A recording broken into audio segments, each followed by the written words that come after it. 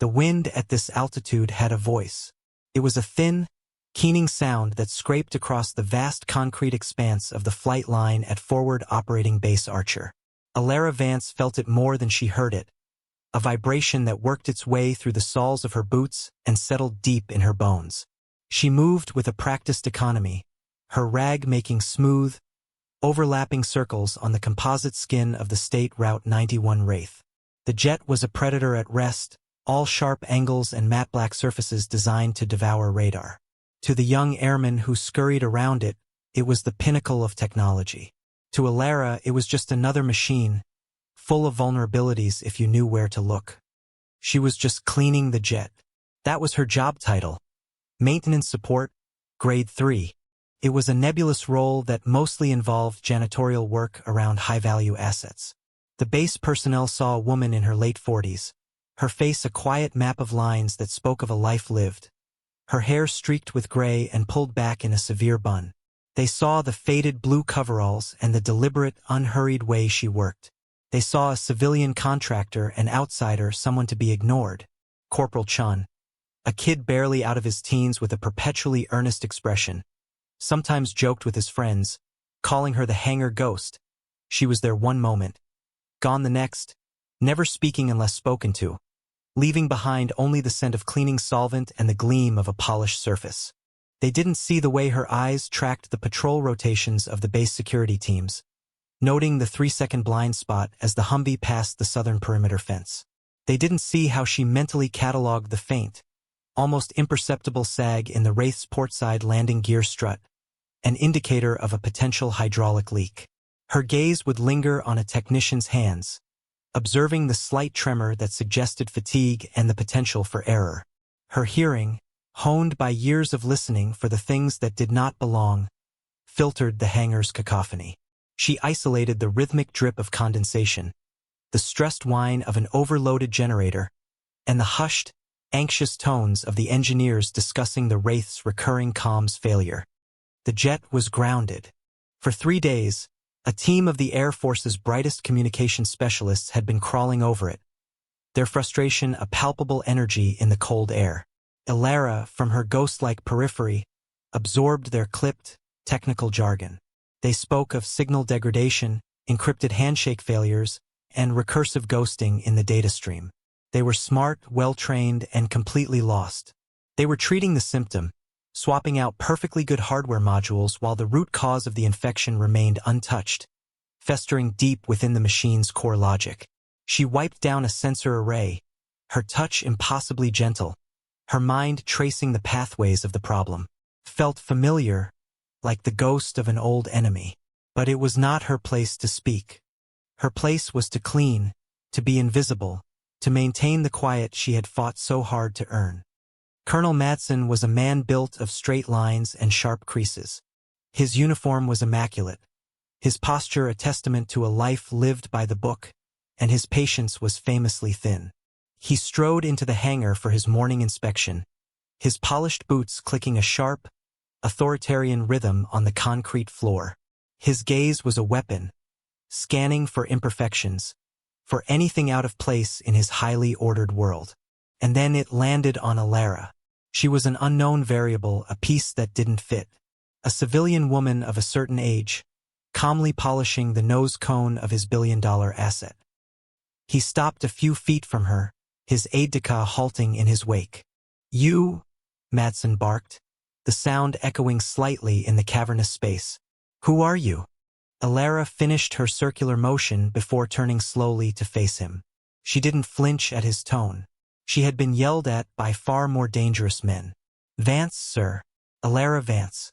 Civilian contractor, her voice was low and even, carrying no hint of deference or fear. It was simply a statement of fact. "Vance?" Madsen repeated, tasting the name and finding it wanting. "And what, exactly, is your function here? What qualifies you to be this close to the State Route 91? "Maintenance support, grade 3, sir," she replied, her gaze steady. "I clean the aircraft." A flicker of derision crossed the colonel's face. "Cleaning," he scoffed, as if the word itself were an insult. He took a step closer, lowering his voice into a menacing growl. "This is not a car wash, Ms. Vance. This is the most sophisticated reconnaissance aircraft on the planet. Your job is to wipe away grime. Do not touch anything else. Do not get in the way of the real technicians. Are we clear?" "Crystal, sir," Alara said. The word was clipped, precise. Madsen wasn't satisfied. He looked her up and down, taking in the worn coveralls, the placid expression. He saw weakness. He saw a problem. He turned to his aide. "Lieutenant, get me her full security file. I want to know who signed off on a janitor having this level of access. I don't like unknowns near my assets." He threw one last dismissive glare at Alara. "Stay out of the way," he ordered, before pivoting on his heel and continuing his march, the brief, unpleasant interaction already forgotten. Alara watched him go. She felt the familiar, cold burn of being underestimated. It had been her greatest weapon for years, and now it was simply a condition of her life. She registered the tension in the colonel's shoulders, the faint sheen of sweat on his brow that the cold air couldn't quite banish. He was under pressure. The grounded wraith was his failure, and he was lashing out at the easiest target. She turned back to the jet, her reflection a distorted figure on its curved black surface. She picked up her cloth and resumed her work. The colonel's words were just noise, like the wind. The machine, however, was speaking a language she understood perfectly, and it was telling her it was in pain. In the days that followed, Alara settled into the base's rhythm, becoming a part of its background hum. Her routine was simple, monastic. She rose before dawn, her small, sterile room in the civilian barracks already tidy. She would walk to the mess hall, her path taking her along the perimeter fence, her eyes scanning the horizon, noting the changing patterns of light and shadow as the sun climbed over the jagged peaks. It was an old habit, assessing the landscape for threats and escape routes, a mental exercise she couldn't seem to abandon. She ate alone, at a small table in the corner, observing the dynamics of the room. She saw the cliques, the hierarchies, the subtle tells of stress and fatigue in the faces of the young men and women around her. Her primary domain was Hangar 4, the climate-controlled sanctuary of the State Route 91 Wraith. While the tech crews swarmed the aircraft, she worked around them, a silent, unobtrusive presence. She cleaned the gantry walkways, wiped down the diagnostic consoles, and polished the cockpit canopy until it was a flawless lens. And all the while she watched. She learned the names and faces of Sergeant Reyes's comms team. Reyes was sharp, competent, but he was chasing the problem with a doctrinal rigidity that blinded him to the obvious. He and his team were convinced it was a hardware failure in the encrypted data transmitter. They had replaced the unit twice, then the power supply, then the entire fiber optic linkage. Each time, the system would initialize, seem stable, and then collapse into the same cascade of errors. Alara, from her vantage point cleaning the interior of the cockpit, could see the main diagnostic screen over Reyes's shoulder. The error codes scrolled past in a frantic, meaningless stream to the technicians. But to Alara, they formed a pattern, a distinct digital signature. It wasn't a malfunction. It was a piece of malicious code, elegant in its simplicity, designed to mimic a hardware fault. It was an echo from her past, a ghost from a campaign fought in the shadows a decade ago. The code was a parasite, latching onto the system's own diagnostic protocols and using them to tear the communication suite apart from the inside. It was designed to frustrate, to exhaust, to force a team into making a fatal mistake. And it was working. She observed the base's infrastructure with the same quiet intensity. She noted the power grid schematics, posted on a wall near the main breaker room. She saw how the primary and secondary systems were linked, where the fail-safes were, and, more importantly, where they weren't. She traced the flow of data and power with her eyes, building a complete schematic in her mind. She saw the vulnerabilities, the single points of failure that a hurried engineer might create. It was all part of the same picture. The base, the personnel, the machine, they were a single, interconnected system, and a failure in one part was a threat to it all. Her work was a perfect cover. No one looks twice at the person mopping the floor. No one questions the woman cleaning the glass. Her invisibility was her armor and her lens, allowing her to see everything without being seen herself. The pressure reached its breaking point on the fourth day. A priority directive came down from Strategic Command. A high-value target had emerged, a fleeting opportunity that required the Wraith's unique surveillance capabilities. The window was 12 hours. If the jet wasn't in the air in 6, the mission was a bust. The directive was not a request. Colonel Madsen descended on Hangar 4 like a storm front. His voice, stripped of all pretense and amplified by the hangar's acoustics, was a raw whip of fury. "Sergeant Reyes, get that bird talking to me, or I swear I will personally see you are reassigned to monitoring weather balloons in Antarctica." 6 hours. The atmosphere, already tense, became electric with panic. The methodical approach the team had been trying to maintain dissolved into frantic, uncoordinated action. Reyes, his face pale and slick with sweat, began shouting orders. "Pull the primary encryption module. Let's bypass it. Run the transmitter raw." "Sir, that will leave the entire data stream unsecure," a junior technician protested. "I don't care. Just get me a signal," Reyes snapped back. It was in this chaos that Corporal Chun, the earnest young airman, made a critical error. Rushing to reset a power conduit as ordered, his foot snagged on a loose cable. He stumbled, his arm flailing out to catch his balance. His hand slammed against an emergency cutoff panel. With a loud crack and a shower of sparks, the panel shorted. The hangar's main lights went out, followed a second later by the secondary lighting strips. The powerful generators wind down, and the Wraith's main diagnostic console, the team's only window into the machine's brain, went dark with a sickening electronic sigh. The hangar was plunged into a disorienting semi-darkness, lit only by the faint red glow of emergency exit signs. The sudden silence was more terrifying than the shouting had been. It was the sound of complete and utter failure. Someone swore violently. Another technician's voice, high with panic, cut through the gloom. "The console is dead. We're blind. We're completely blind." Madsen stood frozen in the darkness, a silhouette of impotent rage. The mission wasn't just failing. It was a catastrophe. In the heart of the chaos, Alara Vance remained perfectly still. The darkness was an old friend. The panic, a familiar song. For a long moment, she simply listened, her senses reaching out, assessing the new reality. She heard the ragged breathing of the technicians, the distant, useless hum of the base's main power grid, the frantic clicking of a flashlight that wouldn't turn on. Then, she set her cleaning cloth down on a nearby workbench with a soft, deliberate motion.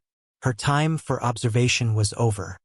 She moved through the gloom with a purpose that was unnerving. Her steps were silent and sure, navigating the obstacle course of equipment and panicked personnel as if she could see in the dark. She walked directly to the main power distribution panel on the far wall, the one whose schematics she had memorized. The technicians were fumbling with flashlights, their beams cutting uselessly through the dark. Alara didn't need a light. Her hand found the cool metal of the panel door. She opened it and, without hesitation, her fingers found 3 specific breakers. She didn't just flip the one Chin had tripped. She engaged a 3-step sequence, a manual bypass she had identified days ago. 1 up, 2 down, 3 up. With a deep thrum, the auxiliary power rerouted. The emergency lights flickered back on, bathing the hangar in a sterile white glow. More importantly, the Wraith's diagnostic console hummed back to life, its screen still dark but now glowing with latent power. Before anyone could react, Alara was moving again. She strode toward the console where Sergeant Reyes was staring, dumbfounded, at the resurrected machine. She didn't look at him. She looked at the blank screen. "Your boot sequence is corrupted," she said. Her voice was calm, an island of absolute certainty in the sea of their panic. The power surge trapped it in a recursive loop. She pointed to a small, unlabeled service port below the main keyboard, a relic from the system's beta testing phase that was no longer in any official manual. "You have to force a hard interrupt through the tertiary databus. The fault isn't in the hardware. It's in the startup protocol." Reyes and Madsen both stared at her, their faces masks of disbelief. This cleaning woman was speaking a language only a senior systems architect should know. Alara didn't wait for their permission or comprehension. Her eyes scanned the cluttered workbench and found what she was looking for. A standard-issue data probe. She picked it up. Her fingers flew across the console's auxiliary keypad, typing a short, elegant string of command line code. It was an override command, obsolete for 20 years but still buried deep in the system's firmware, a backdoor left by the original programmers. She keyed it in, inserted the probe into the tertiary port, and hit enter. The screen flickered. The frantic, corrupted boot sequence vanished. It was replaced by a single, clean line of green text against a black background. System ready. A profound, echoing silence descended upon Hangar 4. It was heavier than the darkness had been. Every member of the tech team was frozen, their gazes shifting from the steady green light on the console screen to the quiet, unassuming woman in the maintenance coveralls who stood before it. She had just done in 10 seconds what they had failed to do in 4 days. She had walked through their firestorm of panic and with a few precise actions, had brought their dead machine back to life. Colonel Madsen was the first to break the spell. He took a slow, deliberate step toward the console. His eyes locked on the screen as if it might vanish. He leaned in, confirming the words for himself. System ready. He straightened up and turned his full attention to Alara. The arrogant dismissal was gone from his face, replaced by a look of sharp, unnerving intensity.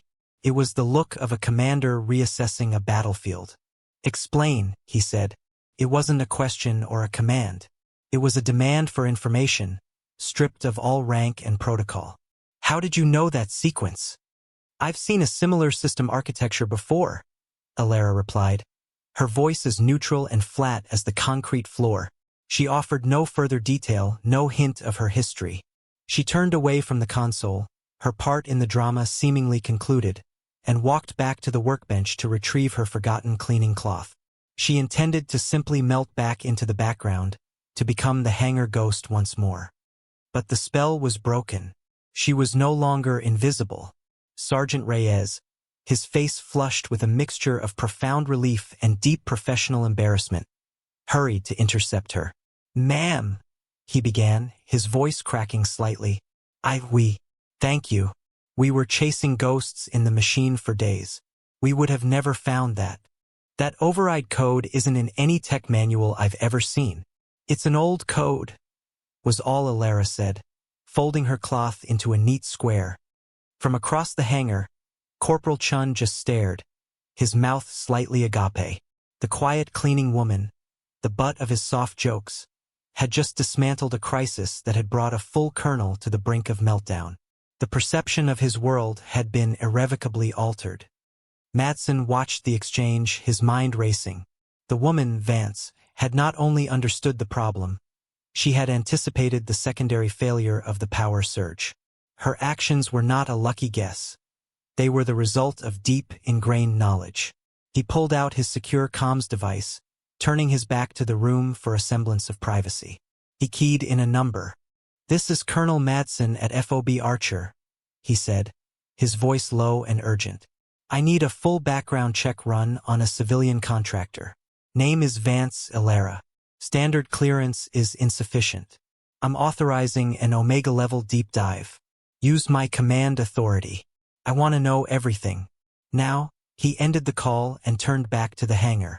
Alara was already at the far end, wiping down a tool cabinet, once again trying to disappear. But it was too late. Madsen's eyes were now locked on her, and he would not be looking away. The comm system was stable, but the Wraith was not ready to fly.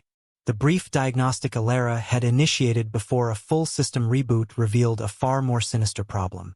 The communications glitch had not been a malfunction. It had been a smokescreen, a digital Trojan horse. Buried deep within the navigation system's firmware was a dormant logic bomb, a tiny, elegant piece of malicious code designed to activate when the aircraft reached an altitude of 60,000 feet. It would not disable the jet. It would subtly alter the GPS calibration, feeding the autopilot and the pilot a stream of false telemetry. The Wraith would fly its mission perfectly, gathering priceless intelligence, but it would be 10 miles off course, flying over hostile, well-defended airspace. It was a trap designed not just to down the aircraft, a catastrophic loss in itself, but to capture its secrets. The hangar, once a scene of technical frustration, was now a sterile, silent command post. The base was on full lockdown.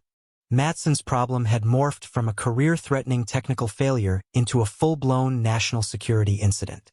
The initial report on Alara Vance had come back, and it only deepened the mystery. Her file was a ghost. It listed a birth date, a social security number, and a decorated 10-year career in the Air Force as a cryptologic language analyst that had ended abruptly 12 years ago with an honorable discharge.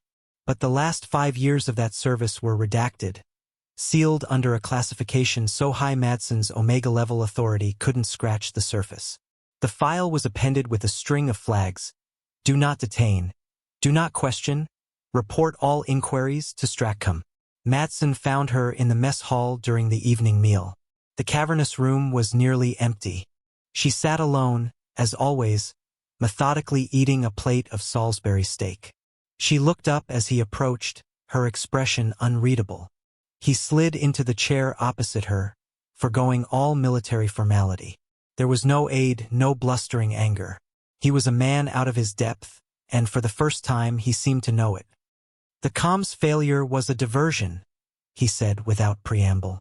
There's a hostile payload in the NAV system, a logic bomb. My cyber warfare team has been at it for hours. They can't find the trigger sequence.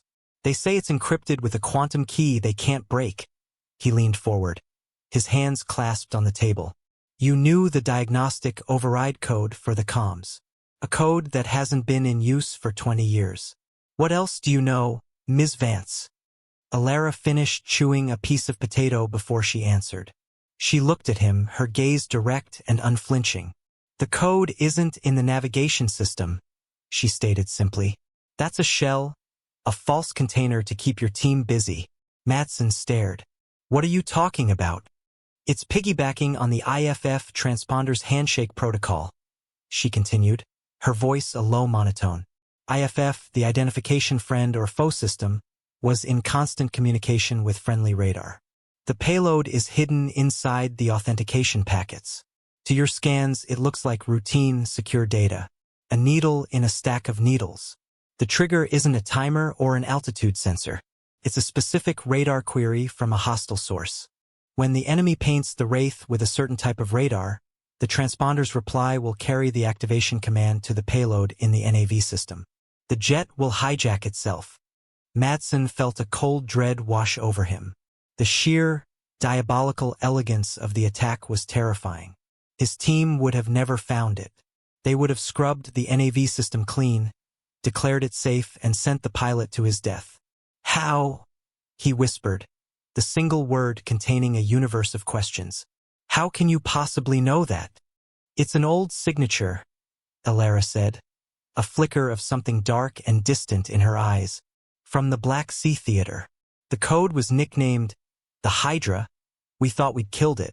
The we hung in the air between them. Madsen knew he was at a crossroads. Protocol, regulations, and his entire career screamed at him to isolate her, to call his superiors and wait for a team of specialists to be flown in. But the mission clock was ticking, and the only person on this entire base who understood the nature of the threat was the quiet woman sitting in front of him. He made a decision that would either save the mission or end his career. He stood up abruptly. Show me, he said, his voice firm with newfound resolve. Come with me. You have my full authority. The system is yours. The command center at FOB Archer was the base's nerve center, a windowless room humming with the quiet power of immense data processing. Banks of monitors displayed everything from regional weather patterns to satellite feeds of hostile territories. In the center of the room sat the master console for the State Route 91, a direct interface to every system on the aircraft. Madsen had cleared the room. It was just him, Alara, and a nervous Sergeant Reyes, who was there to act as an aide if needed. The air was thick with a tension that felt heavier than gravity. Alara sat at the console, and for the first time since her arrival, she looked like she belonged. The stoic, unassuming cleaner vanished, replaced by an operator of supreme confidence. Her posture straightened. Her fingers hovered over the keyboard for a moment, and then they began to move. It wasn't typing. It was a fluid dance, a blur of motion that spoke of thousands of hours of muscle memory. She didn't use the graphical interface the other technicians relied on. She dove straight into the command line, into the machine's raw source code. She wasn't hacking the system. She was speaking its native tongue. She bypassed security protocols not with brute force, but with forgotten administrative keys and backdoors she seemed to know by heart. On the main screen, lines of code scrolled past at an impossible speed. Madsen and Reyes could only watch, utterly mesmerized. She was peeling back the layers of the Wraith's digital soul, moving with the precision of a surgeon. She navigated to the IFF transponder's core programming, a section of the code so fundamental that it was supposed to be unalterable. And there it was. She isolated a single packet of data that was masquerading as an authentication certificate. On the screen, she unpacked it, and the elegant, deadly lines of the Hydra code revealed themselves. As she worked, her brow furrowed in concentration. She pushed up the sleeve of her right coverall to give her arm more freedom. The movement exposed the skin of her forearm. Inked there, just below the wrist, was a stark, simple tattoo. It was a raven, rendered in black ink, its wings partially spread. From its eye fell a single tear, colored a striking, faded silver. The bird was encircled by the image of a broken chain. It was a small, personal marking, not a standard military insignia. At that exact moment, the reinforced doors to the command center hissed open. General Marcus Thorne, commander of Air Force Strategic Command, strode into the room. He had been flown in on a priority transport to take personal command of the crisis, a clear sign of how high the stakes were. He was a formidable presence, a four-star general whose face looked like it had been carved from granite. "Colonel Madsen, give me a status report, and it had better be good," he boomed, his eyes sweeping the room, taking in the scene. His gaze passed over Madsen and Reyes, then settled on the back of the woman at the console. He saw the intense focus in her posture, the impossible speed of her fingers. He started to walk toward Madsen, his expression grim, but something made him pause. His eyes were drawn to her arm, to the small, dark tattoo on her forearm. He stopped dead. The forward momentum of a four-star general, a force of nature in its own right, ceased instantly. The granite expression on his face shattered, replaced by a wave of shock so profound it seemed to steal the air from the room. His mouth fell slightly open. Recognition, disbelief, and a deep, ancient sorrow warred in his eyes. The entire command center held its breath, caught in the sudden, inexplicable gravity of the moment. The general was not looking at a contractor. He was looking at a ghost.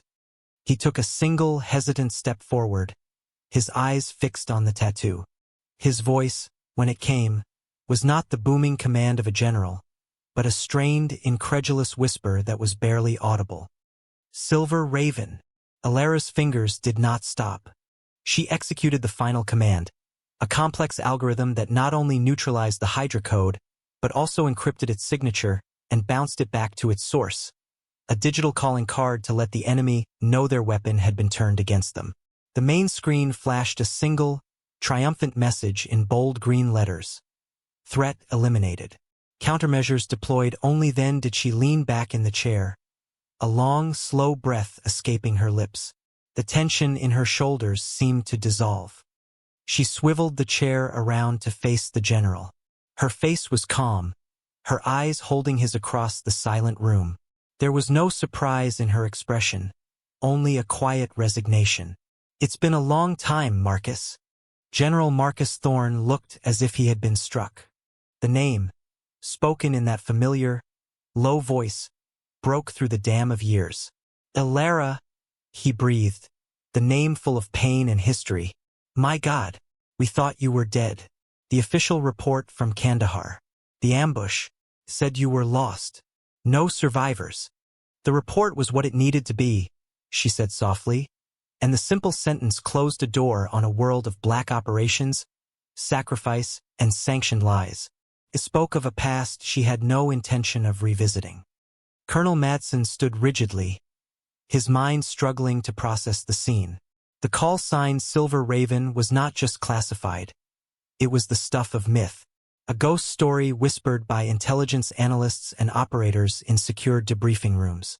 A name attached to a dozen of the most critical and dangerous missions of the last war. Missions that were officially denied ever having happened. Silver Raven was the operative they sent in when all else failed, a phantom who could break codes, systems, and people.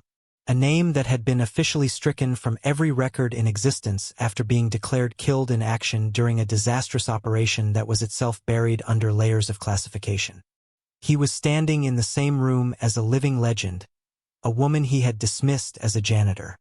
Thorne recovered himself, the shock giving way to a profound, overwhelming sense of respect and duty. He straightened his shoulders, pulling himself to his full, imposing height. In the dead silent, humming command center, surrounded by the highest technology his service possessed, the four-star general performed the most fundamental of military honors. He raised his hand to his brow in a sharp, perfect salute. It was not the perfunctory gesture offered to a subordinate. It was the salute of a soldier to an equal, a salute reserved for heroes, for the honored dead, and now for the ghost who had come back. Alara, a civilian, could not return the gesture. Instead, she looked at the man who had been her commander, her friend, and gave a single, slow nod. It was an acknowledgement of his respect, an acceptance of their shared past, and a final farewell to the soldier she once was. Seeing his commander's action, Madsen's training took over. His mind, still reeling, sent the signal to his body. He snapped to attention and brought his own hand up in a salute, his gesture every bit as sharp as the general's. Sergeant Reyes, his eyes wide with awe, did the same. Across the room, Corporal Chun, who had been called in to witness the fix, stood ramrod straight and saluted. One by one, every uniformed person who had filtered back into the command center followed suit, their movements crisp and synchronized. They formed a silent, uniformed honor guard for the woman in the faded gray coveralls, a quiet testament to the debt they now understood they owed her. The State Route 91 Wraith flew its mission at dawn, a black dart against the rising sun. Its systems were clean, its data stream secure. On the ground, FOB Archer returned to its routines, but the soul of the base had been fundamentally altered. The whispers that followed Alara Vance were no longer jokes about a ghost. They were hushed, reverent rumors about a legend. No one spoke to her unless it was necessary, and when they did, it was with a deference previously reserved for General Thorne himself. The condescension had evaporated, replaced by a palpable, almost fearful awe. She was no longer invisible, but she was left alone, which was all she had ever wanted. General Thorne requested a private meeting before he departed. They met not in an office, but on a small, windswung overlook on the edge of the base that offered a panoramic view of the mountains. No aides were present. No records of the conversation would ever exist. He made his offer quietly, his voice full of sincere gratitude. Reinstatement at any rank she desired. A civilian advisory position with unlimited clearance and a budget to match. A quiet, comfortable retirement, anonymously funded, on a beach somewhere warm. Anything she wanted, she had earned it 10 times over. She politely but firmly refused it all. "I was done with that life, Marcus," she told him, her eyes on the distant peaks. "The lies, the noise. I couldn't carry it anymore. I came here for the quiet." A sad smile touched the general's lips. "Cleaning jets in the most remote, high-threat airbase on the continent is your idea of quiet, Alara?" "It's honest work," she replied, a hint of a smile in her own voice. "The machines don't lie. They just break. And I know how to fix them." He understood. Before he left, he made one last call. He had her security file sealed with a new, unique classification of his own creation. It effectively made her a myth in writing as well as in fact. He adjusted her civilian contract, backdating a pay increase that would give her the salary of a senior project engineer. It was his way of thanking her without pulling her back into the world she had escaped. They shook hands, a firm, final gesture of camaraderie, and then he was gone. The story settled into its final, quiet chapter. As dusk fell, casting long shadows across the flight line, Alara was back at her post. The Wraith had returned, its mission a success, and she was wiping down its canopy, her movements as smooth and practiced as ever. The setting sun glinted off the fuselage, and for a moment, it caught the silver ink of the Raven's tear on her forearm, making it shine. Colonel Madsen was making his final rounds. He saw her there, working in the fading light. He paused, and for a moment, the two of them just looked at each other across the tarmac. He gave her a slow, deliberate nod, a nod of respect, a nod of understanding. She returned it. She was not the hangar ghost anymore. She was Alara Vance, the woman who cleaned the jets. She was where she belonged, a silent guardian watching over the complex machines she understood better than anyone. Her peace was no longer found in anonymity, but in the earned respect that now kept the world at a comfortable distance. The quiet was hers at last.